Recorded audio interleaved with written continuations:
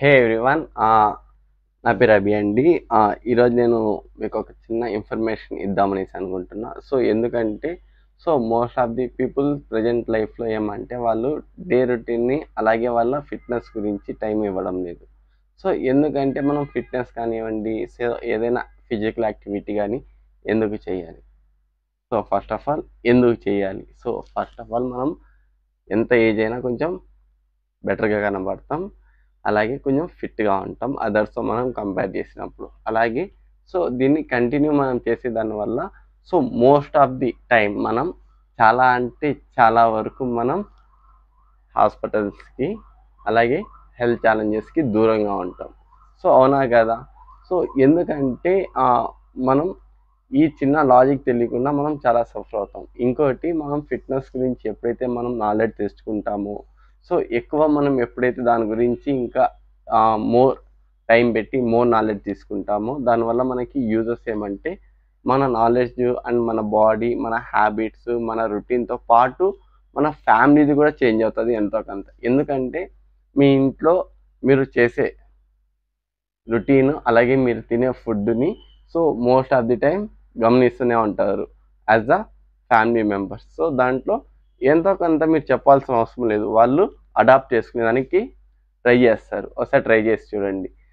ఎందుకంటే first of all వాళ్ళు change అవ్వాలి, వీళ్ళు చేంజ్ అవ్వాలి కాదు. ఫస్ట్ ఆఫ్ ఆల్ నేను చేంజ్ అవ్వాలి. నేను కొంచెం చేంజ్ అయితే హ్యాపీగా మనం ఒకరికి ఇన్స్పైర్ అవుతాం.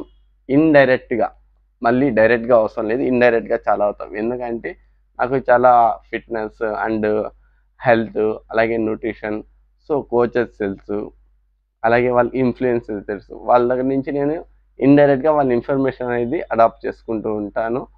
ఎంతకంత బెటర్ చేస్తూ ఉంటాను నా లైఫ్ని. ఎందుకంటే దాంట్లో చూసినంతసేపు ఎంతో కొంత నాకు నాలెడ్జ్ దొరుకుతుంది అనేసి హోప్ అనమాట. ఎంతో కొంత నా లైఫ్లో నేను అది రిలేట్ అవ్వగలుగుతాను.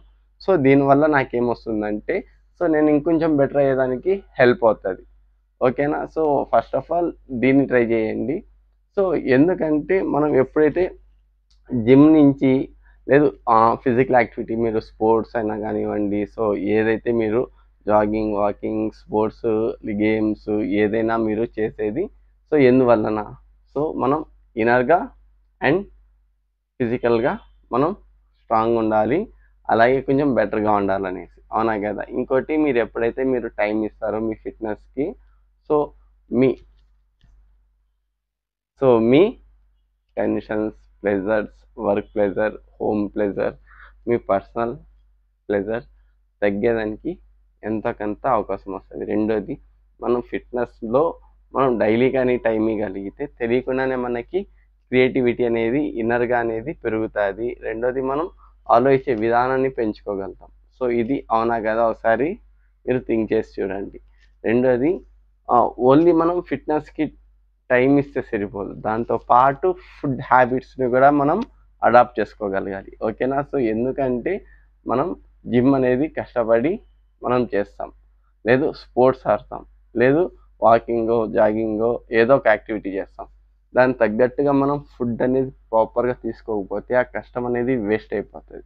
అర్థం చేసుకోండి. ఎందుకంటే మనం మీరు చేసే ఒక గంటలో అనేది మీ మెంటల్ హెల్త్, ఫిజికల్ హెల్త్ అనేది బాగుండదు.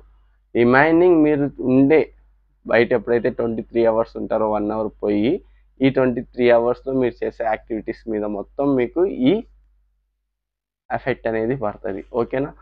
ఎందుకంటే ఫస్ట్ ఆఫ్ ఆల్ మన లైఫ్లో మనకి మనమే ఫస్ట్ ఇంపార్టెంట్ ఇచ్చుకోవాలనేసి నా ఆలోచన. ఓకేనా? ఇది ఎంతవరకు నిజం అంటారు ఏమనేది ఒకసారి కమెంట్స్ చేయండి. రెండోది, మన మీద మనం ఎప్పుడైతే ఫోకస్ చేస్తామో ఆటోమేటిక్గా మనం ఒకరిని కేర్ తీసుకోగలుగుతాం. మన మీదే మనకి ఫోకస్ లేదు, మన మీదే మనకి కాన్ఫిడెన్స్ లేదు, మన మీద మనకే ఏం లేదు, నాలెడ్జ్ లేదు. అలాంటప్పుడు ఒకరు మనం ఎందుకు చూస్తారు? మీరే ఆలోచించండి. మనకు ఒకరికి ఇన్స్పైర్గా ఉంటామా, లేదా ఒకరి మీద డిపెండెంట్గా ఉందామా? ఇది చిన్న మాటే కానీ చాలా మీనింగ్ ఉంటుంది మీరు కూర్చొని ఆలోచిస్తే. నేను చెప్పేది మీకు ఎక్కువ మోటివేషన్ అనిపించినా, సోది అనిపించినా నిజం ఇది. మీరు దీన్ని యాక్సెప్ట్ చేయగలిగితే.